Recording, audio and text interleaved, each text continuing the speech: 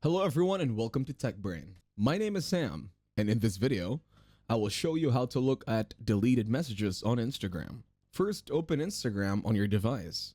Go to your profile by tapping on the profile icon at the bottom right corner of the screen. When you are on your profile, tap on the three horizontal lines at the top right corner of the screen to open the menu. Tap on your activity. Scroll down and tap on Download Your Information. Next, tap on your information and permissions. Then tap on Download or Transfer Information. Select your Instagram account. Tap on Next. Choose how much information you want to download by selecting all available information. Select Download to device and tap on Next. Tap on Create File. Your information is now being prepared for download. Instagram will notify you when the file is ready. Once you receive the notification, you can download the file to view your deleted messages on Instagram. That is it. Thank you very much for watching. Please make sure to leave a like and subscribe to our channel. Have a nice day.